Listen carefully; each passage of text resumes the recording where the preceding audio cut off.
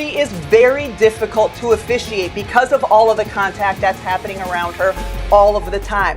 That being said, I was in contact with a number of WNBA coaches yesterday about this topic of the officiating in the WNBA. The WNBA brass can no longer ignore what Rebecca Lobo is about to say about Caitlin Clark and the referees because it is so eye-opening. Because even if we just saw the most amazing example of the Caitlin Clark effect after the WNBA's subpar refereeing in the Fever Sun game, the same officiating has the potential to completely destroy the WNBA. And WNBA great Rebecca just raised the alarm. This is not only a logical argument. She disclosed what many in the WNBA are saying about the officiating situation behind closed doors. If we have learned anything, it is that the WNBA has learned nothing at all about how to handle its golden goose, Caitlin Clark. The league will not appreciate this, but it was necessary to say all of this. Let us examine Rebecca's remarks as well as the evolving Fever tale, which is both fantastic news in many respects and makes the WNBA's inactivity all the more concerning. First, however, enjoy this video. Since the referee's pocket whistle is obviously unused, every like equates to one extra whistle. Remember to subscribe for more updates on Caitlin Clark and Fever. The WNBA needs a refresher, so let us go back a little. And Cunningham is down behind the play, but they've got Caitlin Clark. Two players with incredible up.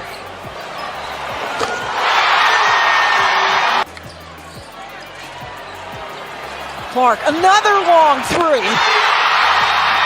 She's back. As I write this, Caitlin Clark's triumphant return was just a few games ago. She dropped 25 points in the first half, including 3 logo bombs in 38 seconds. A stretch so electric it didn't just remind fans what they were missing. It reminded the entire league who's actually driving the bus. But here we go with Caitlin Clark, singularly, being missing for the time she was gone, and ratings tanking, 50% in some cases. And then also she comes back and reminds everyone how spectacular she is, and everybody's talking about the WNBA. So if you needed to sort of have it affirmed to you that it is just her, that the singularity of her is what we are talking about, and her star power, you got it with this absence and then the way she came back. This was the statement of statements, the game that made everything crystal clear. The WNBA doesn't just benefit from Caitlin Clark. It relies on her. And those 5 games she missed, they weren't just a stumble. They were an exposure. Viewership dropped. Social engagement tanked. National interest flatlined. And suddenly, every WNBA storyline without Caitlin felt like background noise. Rebecca, tell me, what does Clark's return mean for the WNBA? Well, I mean, it means a lot more people are paying attention once again. We know how much Caitlin drives ratings. We know how much Caitlin drives attention on the WNBA. And for her to come back and do it in that way was just ridiculous. After weeks of crashing ratings and mounting pressure, Caitlin Clark's return didn't just lift the Fever, it lifted the entire WNBA. Their game against the Liberty peaked at 2.8 million viewers, making it one of the most watched WNBA broadcasts ever. For context, the NHL Stanley Cup Finals averaged 2.5 million viewers. And sure, comparing hockey and basketball isn't a perfect Alesto-apples match, but Caitlin Clark just outdrew a century-old men's sports league in its championship round. That's not normal. And while the significance of this seems to have been completely missed by WNBA leadership, which we'll talk about in a moment, it hasn't been lost on Rebecca Lobo, an Olympic gold medalist, Basketball Hall of Famer, and perhaps ESPN's most level-headed voice in the room. Before I get to her comments about the referees, just check out her explanation about just how seismic Clark's return was. Sitting there at the end of the first quarter when she had that 38-second stretch where she drained deep 3 after deep 3 after deep 3, I was just sitting there thinking, I've been around this league since 1997. I have never seen that in a WNBA game. Have we seen players go on runs? Of course we have, but not like that. Not where a couple of the three-pointers are from 30-plus feet. It was an exhibition by her. Take note of Rebecca Lobo's statement. Once again, people are watching. Though it is a small remark, it conveys a lot because it indicates that people have stopped watching if they start watching again. And we are all aware of the precise moment that occurred. While Caitlin Clark was not around, Lobo did not end there. She continued by outlining the reasons why viewers flocked back as soon as Clark was back. It was just ridiculous. It's not often that you're watching the WNBA or that I'm watching it and I'm like, wow, I've just never seen this before. That is the problem. These were not your typical deep threes or even lengthy twos. These were from a different zip code and were logo explosives. Fans watch because few if any players are able to accomplish it on a regular basis and with such ease. Even Natasha Cloud, who has not been very kind to Caitlin's followers. I had to accept the reality. As soon as she reaches the middle, you have to protect her. This is not typical. Ask Rebecca, please. This angle is wild, folks. There's the eye gouge. Watch Mabry. Boom! I mean, come on. Because we are no longer simply talking about missed calls or difficult defense. Everything that has been going on, not just since Caitlin's comeback, but really the whole previous season and this one as well, becomes really troubling. We are discussing a trend that has become so apparent and evident that even seasoned WNBA insiders like Rebecca Lobo are speaking up, and the match against the Sun, which ought to have made everyone in the league shudder. Hey, we would have been crashing that team. Courtney, if somebody ever tackles you like that, Nobody would ever tackle me like that. They would play with Bridget like that, and then we would have to like take it up there. okay. You see what I'm saying? But I'm just saying that. Nobody would ever play with me like If that. that ever happens, you better crash out behind me, because I'm crashing out behind you. We can share the same jail cell. So JCS Sheldon and Marina Berry essentially tagged Caitlin Clark mid-aim with a body check to the court and a claw to the face, but for some reason neither of them was sent off. I am not lying that Caitlin was not chirping a little with JC earlier. She was. But disparaging someone does not give you permission to attack them. You can hardly expect the league to take off by just knocking its face to the ground as it does WWE. The pundits were astounded as well.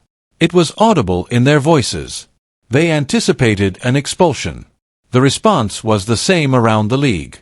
What transpired astonished players, coaches, commentators, and fans alike. This is JC Sheldon right here with an entire handful of Caitlin Clark's shoulder and bicep, and she's twisting it. Okay? I mean, this is wild. Here's the zoomed out look, the snapshot. I mean, this league does not have control of its players. Naturally, Caitlin's face claw and push went viral and became the talk of the town, but it was not a singular moment of mayhem. The referees were ignoring the tension that had been building during the whole game. You know, the game has changed so much. Players are faster, they're better, they're bigger, they're stronger. You know, they're as good as they've ever been, they're as athletic as they've ever been. The game is fast now. Things are happening quickly. Everybody's getting better, except the officials. And the chippiness quickly boiled after simmering. Naturally, Stephanie White was furious after the game. Even before she spoke, it was evident from her body language. She took a seat, inhaled deeply, and then completely discharged. What was that play? Oh my god, this is rigged. This is rigged. She got yanked, fell on her hip. That's a hack! That's a hack! That's a hack! Oh my god, they hacked the one upon her and they hacked Caitlin Clark. They are both hacks. They are both hacks. They hacked Fever twice, and then there was a phantom foul called on Sabrina. That is about as nasty as you can make fun of the referees without identifying them. You are not improving while the rest of us are. It is harsh and strikes to the heart of what a lot of players, coaches, and supporters have been experiencing. The problem is that the Sun game was not the beginning of this.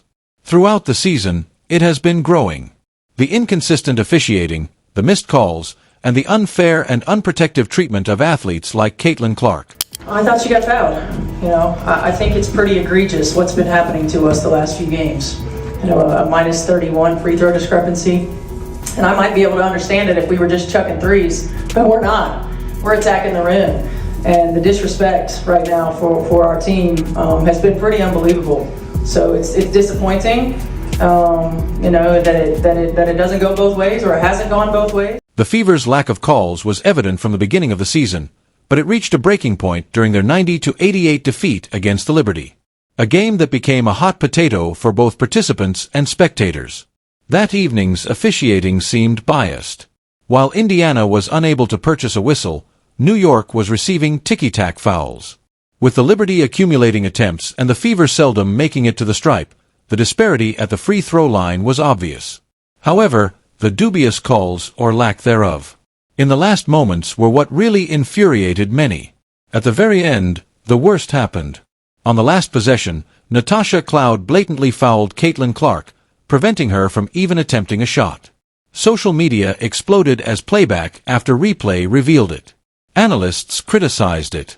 The fans were enraged.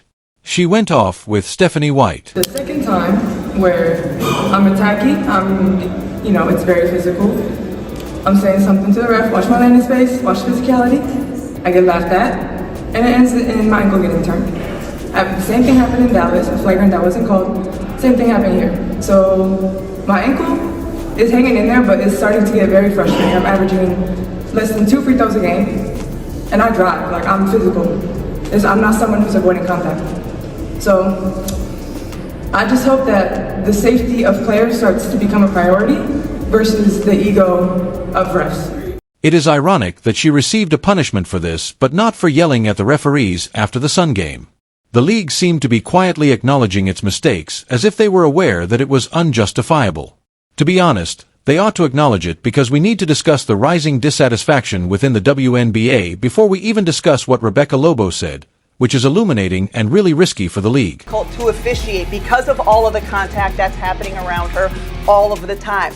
That being said, I was in contact with a number of WNBA coaches yesterday about this topic of the officiating in the WNBA, and all of them said it needs to get better. Specifically, the consistency, not only from one game to the next, but the consistency within. When players voice complaints about harsh play, the referees actually laugh at them rather than dismissing them.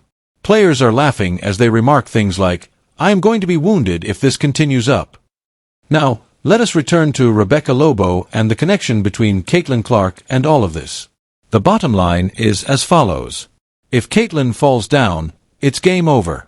Everybody is aware of it whether they will acknowledge it or not.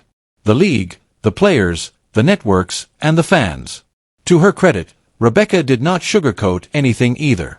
She said what needed to be said in the most diplomatic way possible. However, if you pay attention to what she says, it is far more worrisome than you may imagine. One coach told me, we tell our players to be as physical as they can possibly be for 40 minutes because we know for 38 of them, they're pretty much going to get away with it. So I think everybody would like to see a tighter whistle and a little bit more freedom of movement. Now, did you catch what she said? She didn't simply say some coaches are worried. All of them. She said the officiating is a major issue according to every coach she has spoken to. And here's where it gets even worse. Because if all the coaches agree that the referees have lost control, they've now got no option except to change. They'll have to play under a new rule book. The unstated one that says if the officials won't protect our guys, we will. Things get risky at that point.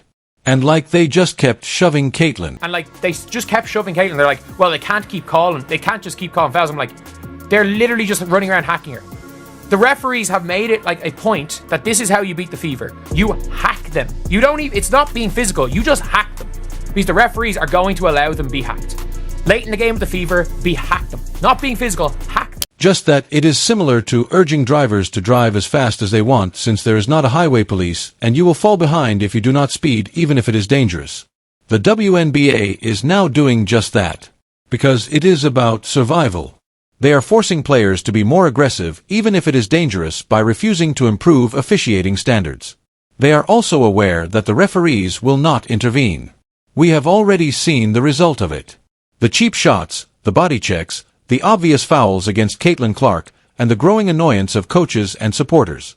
And eventually, when it occurs again, it ceases to seem like an oversight and begins to resemble a message. It is open season when it comes to protecting Caitlin Clark, as the league seems to be implying. And see, I understand. Rivalries are what Kathy Angelbert desires. In an interview, she really said that gamers should not be kind to one another, and that is okay in principle. Rivalries are profitable. The game may benefit from a slight advantage. However, the WNBA does not need phony drama and dirty fouls when it comes to Caitlin Clark. So, this is a huge miscalculation. In women's sports, they already have the most talked about, watched, and marketable athlete. And we now have the ideal illustration of why. Because the next time Caitlin is knocked down, it might cost the WNBA everything, not just a game. Please let me know if you're still here by leaving a basketball in the comments. I appreciate you watching. I will see you